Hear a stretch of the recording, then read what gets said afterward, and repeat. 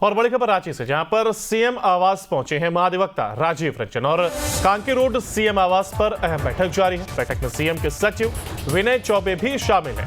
झारखंड में ईडी की ओर से 7वें समन की समय सीमा समाप्त होने और जेएमएम विधायक डॉक्टर सरफराज अहमद के इस्तीफे के बाद राज्य में राजनीतिक हलचल तेज हो गई है। और इसी बीच महाधिवक्ता राजीव रंजन सीएम हेमंत सोरेन के कांके रोड आवास पहुंचे, जहां एक अहम बैठक हो रही है, जिसमें सीएम के सचिव विनय चौबे भी शामिल हैं।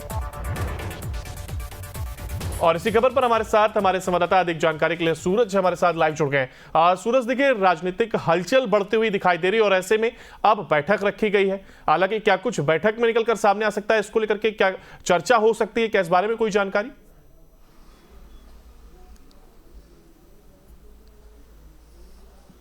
देखिए, महाधिवक्ता है, उनकी राय कहीं ना कहीं मुख्यमंत्री ले रहे हैं और जिस तरह से हाल के दिनों में ईडी ने जो सम्मन भेजा और ईडी ने जो सम्मन भेजकर जो आखिरी अल्टीमेटम उन्होंने जो दिया है, उसके बाद कहीं ना कहीं पूरे प्रदेश में एक राजनीति अलग मोड़ पर आ चुकी है।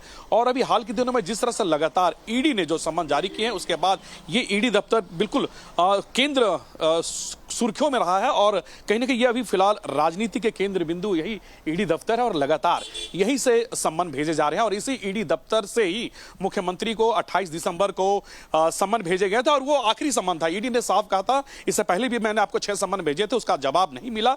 उसके बाद ईडी ने 7वें सम्मन भेजा है और 7वें सम्मन भेजने के बाद कहीं ना कहीं एक बार फिर पूरे प्रदेश में राजनीति गरमा गई है और कहीं ना कहीं बातें यह आ रही है कि मुख्यमंत्री बहुत जल्द इस्तीफा देंगे। इस्तीफा देने के बाद उनकी पत्नी धर्मपत्नी कल्पना सोरेन को वो गांडे विधानसभा से चुनाव लड़ाकर वो मुख्यमंत्री बनाएंगे। जाहिर सी बात है, आपने देखा कि 2 दिन पहले किस तरह से गांडे के जो विधायक है झारखंड मुक्ति मोर्चा के सरफराज अहमद, उन्होंने इस्तीफा दिया और इस्तीफे देने के बाद तुरंत ही उनका इस्तीफा झारखंड विधानसभा के अध्यक्ष रविंद्रनाथ महतो ने एक्सेप्ट किया और एक्सेप्ट करने के बाद एक बार फिर राजनीति जो है वो अलग मोड़ पर आ गई है और उसी अलग मोड़ पर हर तरह के कयास लगाए जा रहे हैं। कहा यह भी जा रहा है कि मुख्यमंत्री बहुत जल्द इस्तीफा देंगे और उनके जो धर्मपत्नी है कल्पना सोरेन, वो मुख्यमंत्री का जो ताज है उनके सर पे पहनाया जाएगा।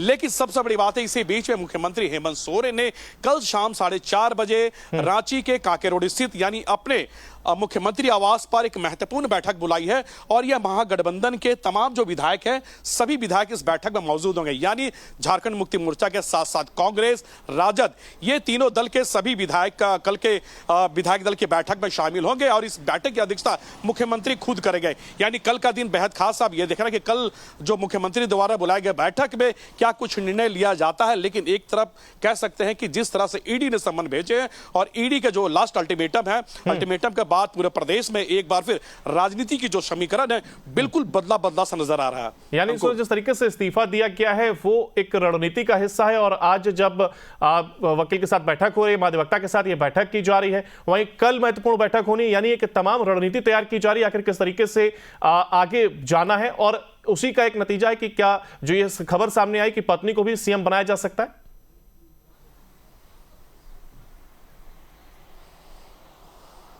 बिल्कुल, देखिए, जिस तरह से झारखंड हाईकोर्ट के महाधिवक्ता राजीव रंजन के साथ मुख्यमंत्री का मुलाकात होना एक अलग ही एक संकेत जाता है, क्योंकि ये महाधिवक्ता से वो कहीं ना कहीं कानूनी राय ले रहे होंगे। उसके बाद शायद संभवतः मुख्यमंत्री कोई बड़ा फैसला ले सकते हैं। लेकिन इस बीच में जिस तरह से मुख्यमंत्री ने बैठक आहूत की गई है, उसके बाद एक बड़ा समीकरण उभर कर सामने आ रहा है कि आखिरकार उस बैठक में क्या कुछ फैसले लिए जाएंगे। लेकिन हाँ, ये कह सकते हैं कि आने वाले 2 दिन मुख्यमंत्री के लिए बेहद खास है और कहीं ना कहीं ये 2 दिन के अंदर ही मुख्यमंत्री हो या फिर ईडी कोई बड़ा फैसला ले सकता है। क्योंकि ईडी ने साफ कहा था कि मुख्यमंत्री आप जहां भी मुझे बुलाएं, जैसे बुलाएं, मैं आकर आपका बयान दर्ज कर सकता हूं। उसके लिए मुख्यमंत्री को ईडी ने 2 दिन का वक्त दिया था, लेकिन मुख्यमंत्री की तरफ से कोई जवाब नहीं आया। लेकिन अभी ताजा अपडेट यह है कि इसी ईडी दफ्तर में सीएमओ के एक कर्मचारी, सूरज, देखिए किस तरीके से अब जांच को आगे बढ़ाया जा सकता है, ये देखने वाली बातों की बहुत शुक्रिया सूरज। फिलहाल आप बने रहिए हमारे साथ, आपसे आगे भी अपडेट लेंगे।